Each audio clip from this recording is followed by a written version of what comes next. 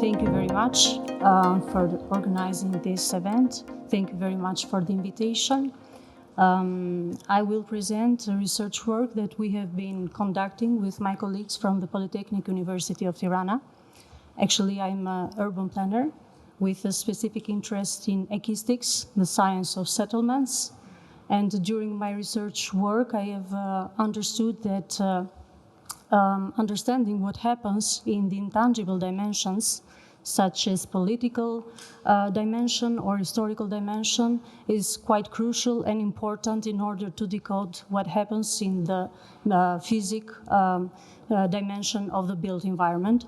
So this is my position in this research project, and I would like also to mention my colleagues, Professor Armand Vokshi, which is specialized in the presence of the fascist Italy in Albania, and Professor Gigi Islami as well, which is specialized in the aesthetics of the Soviet period in Albania.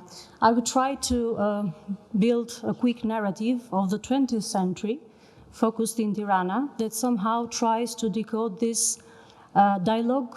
This sometimes is harmonious, sometimes is characterized by a certain dichotomy between political power, ideology, propaganda, and architecture, and how this has influenced the built environment. If it happens to look for Tirana, to search for Tirana, usually you will face this statement, a city that grows vertically. And we usually refer to this image in order to illustrate what we should understand with the sense of verticality. This is an image taken just a few years ago in the city center of Tirana, and it's in a very narrow perspective. You can see a congestion of different historical presences, starting from the Ottoman presence with the mosque, and quite near to it, you can see this existence between the mosque and these low-rise buildings that belongs to the Italian presence. And in the first plan of the image, you see a typical monumental sculpture inserted during the communist period. It was quite common during the communist period to populate public spaces with such dominant presences. And in the last background, in the last plan of the image, you can see the high-rise buildings that somehow are the physical celebration of the free market economy and of this transition of Albania from a centralized system of economy and political system towards a neoliberal one. So if we analyze the entire product, architectural product crafted and documented in this image, except the mosque, everything was built and crafted during the 20th century. So a very short historical background in order to understand what happened in Albania. Actually, it's a country with a very unusual story in the Balkans, even within the Ottoman Empire. For more than 5 centuries, we deal with a very rural territory, and if speaking in terms of architectural territories, we deal with a very regional system of management. We have this small-scale Ottoman city centers where the Ottoman casta is located, surrounded by the production areas. So we have this very rural landscape that will last until the 20th century. And this is how Tirana will look at the very beginning of the 20th century. You can perceive the typical Ottoman morphological structure. You see the mosque at the central of the settlement, and then we see mahallas as typical morphological urban units, and the bazaar. So it's a very primordial, I'd say, spatial system. And of course, only in the 20th century, there will be the first traces of the railway transport, and mainly for military purposes. So even within the Ottoman Empire, of course, the Ottoman Empire kept Albania apart from all the developments that happened in the western part of Europe. So we didn't we didn't went through the Industrial Revolution. But also within the Ottoman Empire, Albania as a territory was left in shade, let's say. So we have the 20th century. We inherit this very, undeveloped territory in terms of urbanization and in terms of infrastructure. So the 20th century will open a totally new chapter for the territorial developments. It is important to mention that Albania will be the last nation gaining freedom from the Ottoman Empire. So the changes are enormous, and somehow the absence of previous development, but also the conditions of a very new country, as well as the national conscience, will set the ground for new colonial developments that will take place during the 20th century. So I'd like to stress and to point out that two are the main periods that are key contributors in terms of spatial identity in the main Albanian centers that are related with the Italian presence and with the communist period. In the two cases, it is important to focus on the relationship that are created between propaganda and the built environment, how the propaganda and the political processes are mirrored in the physical features of the built form. Here we have two very iconic, I'd say, images representing both of the two presences. In the first one, we have La Casa del Fascio, under construction. This is a picture during the era. And the second one is how the main square, the Skanderbeg Square, looked like before the 90s when the communist regime fell. So we see these very strong images representing traces of totalitarian and authoritarian regimes and the way they are materialized in built form. Very few concerns about the political background. Now I'm referring to the first part, the Italian presence. Actually, the Italian presence, let's say, began around 1925 under the regime of King Zog. King Zog is the first king of Albania. Albania is a very young country and is in a very, let's say, difficult international position because of the First World War and because it's isolated in terms of politics and in terms of economy. On the other hand, there is this distinct need to detach Albania from the Ottoman past, but at the same time, there is also continuous interest and effort from the Italian government to annex or to realize its presence within the Albanian territory. I would like to mention very few readings about the Italian presence in Albania, how they describe Albania at the epoch. The geographic position of Albania is origin to its vulnerability as a country. Even though surrounded by mountainous territories, Albania has been target to continuous incursions from its neighbors and their fanatic religiousness and nationalism. For 1,000 years, the sea has represented a source of light for Albania as an historic link and a repetitive scenario, first between the country and the Roman Empire, then with Venice, and now with the protection of Italy against the Greeks and the Austrians. So here we see this tendency to, and this interest of the fascist Italy towards Albania. Very two important historical and political facts that will set the ground for the fascist Italy to make important territorial changes in Albania. In 1926, there is this patto d'amicizia e sicurezza between Tirana and Italy. And in 1925, the fascist regime will build SVEA, Società per lo Sviluppo Economico Albanese, an economic enterprise that will enable the funding transfer from Italy to Albania. So, politically, the fascist Italy claims for a new approach towards Albanian past and identity. It is important to mention that there is a clear tendency to somehow erase or neglect the Ottoman past of Albania.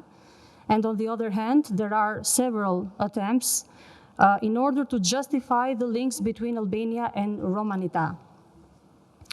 This is an important device that will be implemented in terms of urban plans and architectural repertoire of languages.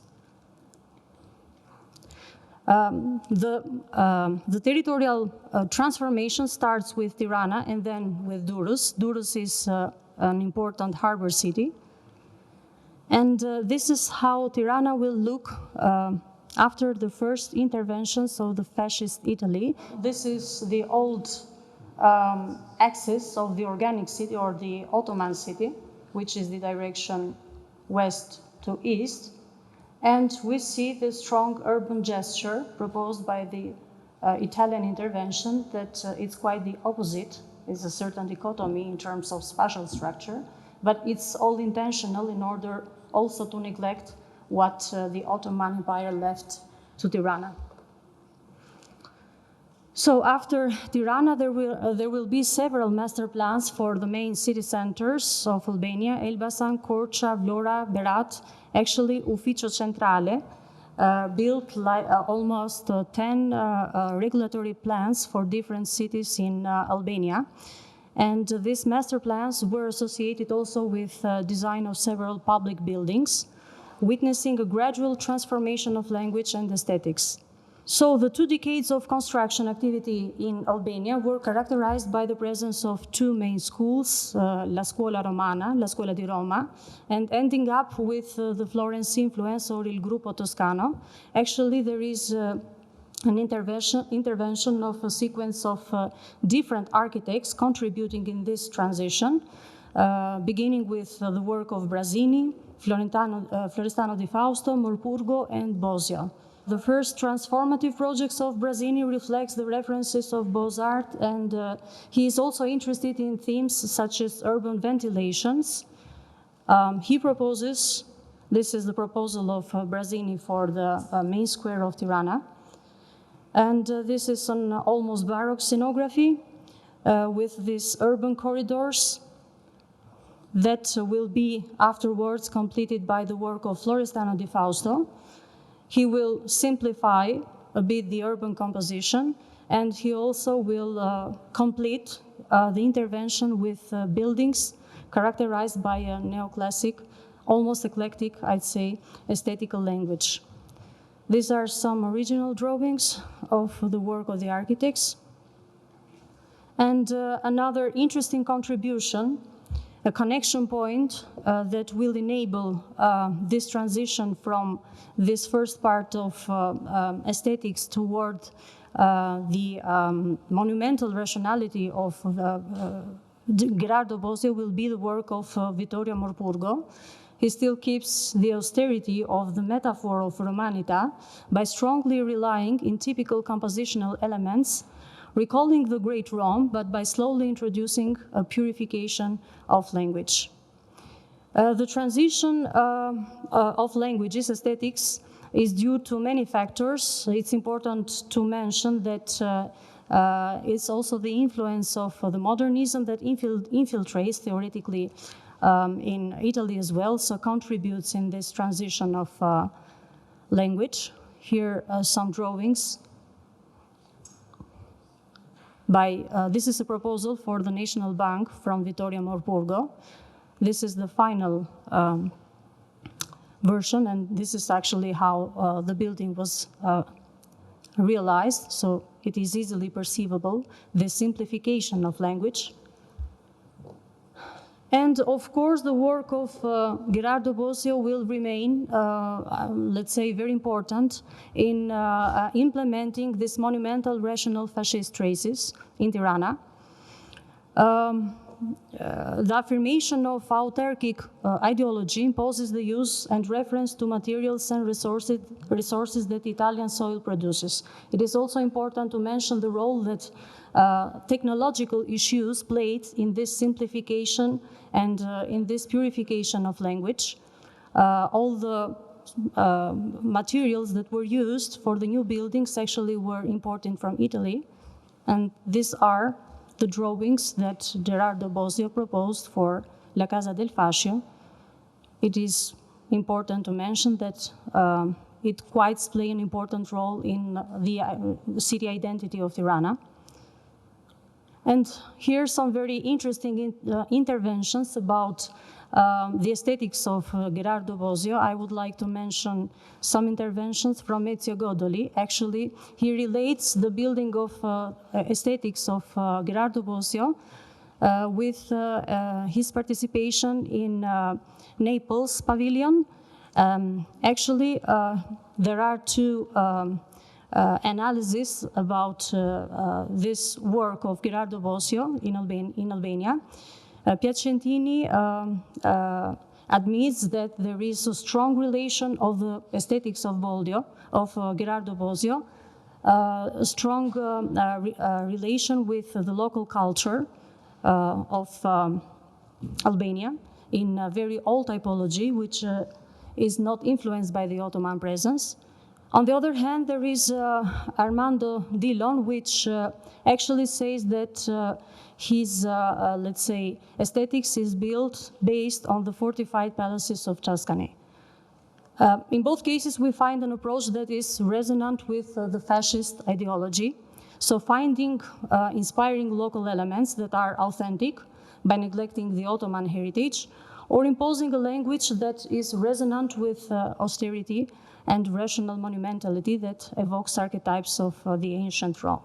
Now we jump in the second phase, actually representing another variation over the theme ideology and architecture.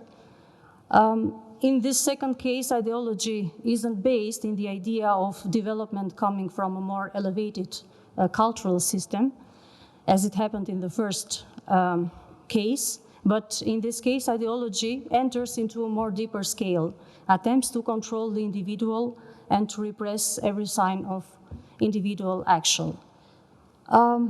We are jumping into the communist regime. We are at the end of the Second World War. Actually, Albania is very weak in terms of economy. So somehow the communist regime is forced to maintain a neutral reaction toward the heritage of the fascist period. So there are no significant in terms of urban gestures, in terms of city scale during the communist period. So in the left, we have the plan that was produced in 1942 from Ufficio Centrale. And on the right, we have the regulatory plan in 1989 in Albania, and it's easily perceivable that there are no significant differences in terms of spatial composition. Still, we have this dichotomy of the north-south axis with the west-east development of the city, but basically we inherit the same spatial structure.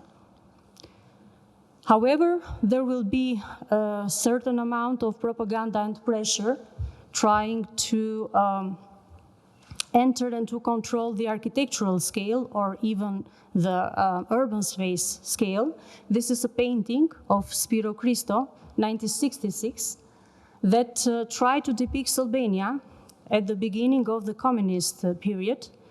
Actually, there is this metaphor of the new individual being reborn under the communist period, which is represented by the kids in this painting. And this new individual should be humble, but at the same time, the presence of the weapons, he plays with the weapons, somehow recalls to the revolutionary individual. And on the second plan of the paintings, we see the images of these new constructions, somehow recalling the idea of a country which is newly rebuilt under the guidance of the Communist Party. So there is this desire to control every self-feeding creativity. This is an iconic image of architects and professors of architecture. Some of the young people on the image are still teaching at the Faculty of Architecture in Tirana. So there is this desire and to infiltrate propaganda within the academic environment, and also by building up these governmental institutes of architecture. So by proposing this centralized system of crafting architecture. So also by architects that have lived during the epoch, we witness this desire to neutralize the role of the architect. The architect is not educated anymore to think and to have this intellectual approach toward processes that transform the built environment, but they are somehow transformed. We call them as political engineers, so as mechanisms that will be able to transform in built form the messages of propaganda. So it is important to mention that we have no architects, we have no intellectual processes that somehow play their role into the physical transformation of the territory or in crafting architecture. So political shifts will become the main factors determining phases of development in architecture. Roughly the first phase of developments in architecture during the first year of the communist, 1948, 1958, are related with what was happening in the Soviet Union. We call that the Stalinist period in Albania too. This is because Albania becomes, in 1948, satellite of the Soviet Union. So there were people, young architects or engineers being educated in the Soviet Union. So everything was happening there, both politically but also technically, somehow was transmitted in Albania as well. So here few buildings realized during that period in Albania under these canons of the socialist classicism. So we have this strong reference on the use of classic elements. The ideology behind was to bring these classic elements also to the working mass. They are not anymore, they are not belonging anymore only to the rich classes, to bourgeois. So this was the ideology behind this reference to classic elements. This is another design project by Anton Lufi in Shkodra, 1956. This is another satellite new city which was built quite near to Tirana. Also another train station. So we see this rupture between the building typology and the aesthetic language used. After the death of Stalin in 1953, there were, of course, the criticism that Nikita Khrushchev brought to the excessive decorative language during the period of Stalin somehow will bring the purification of architecture, mostly because of economic reasons. And this is how this political shift is reflected in Albania. This is another very important public building that it is located in the city center of Tirana, built during this period, and somehow paved the way for the second phase of developments in architecture. Actually, this is a very interesting momentum in the history of architecture in Albania, because we still have this debate about how to label. If we are in front of a modernist, a socialist modernist product or not. For sure, we have this iconography of a modern building. So we have this aesthetic which is mainly built because of the structural elements, because of the tectonics of the building. But if we go into a deeper analysis and if we see what happens into the functional layout of the building, for sure there is a lack of coherence of what happens in the volumetric dimension. So this famous device that form follows function, it's not quite readable in these cases. Other examples of this aesthetics that was developed during these years, another train station. There were a lot of investments in public buildings during this period in Albania.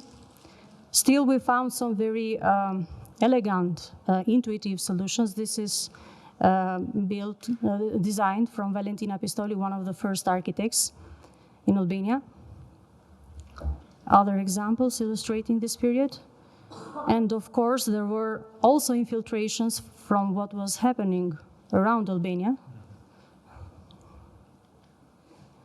There was a certain period of liberalism between the 60s and the 70s that unfortunately was brutally interrupted by our relationship with China. Actually, the resonance of the Chinese cultural revolution will also reach Tirana. So there will be a very difficult period during these years, characterized by the idea of finding new enemies, both in political and cultural levels, or even inventing new ones if there are no enemies. So unfortunately, there was the enemy was religion and modernism. These are few images of churches transformed in palaces of sport. In 1967, we are the first country in the world self-declared atheist.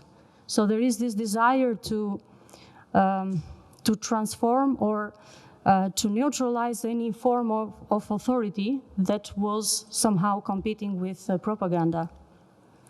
And this is a very special case. This is also a building located in the city center of Tirana, and the architect Max Velo was imprisoned for expressing modernist approach in his designs.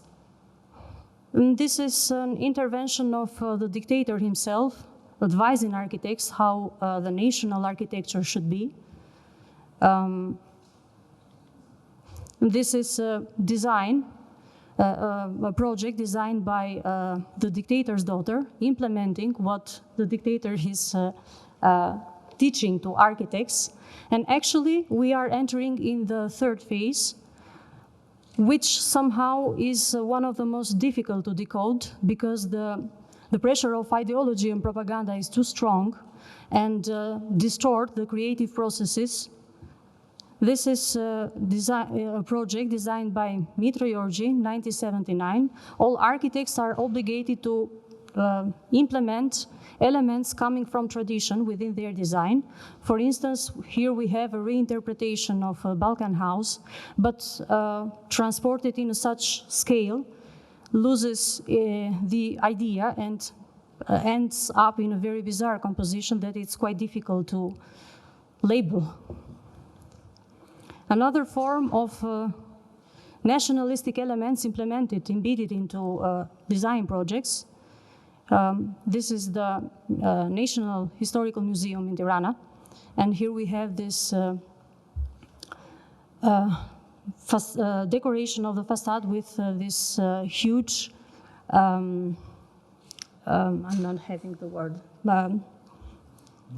mosaic depicting, representing glorious moments of the Albanian history.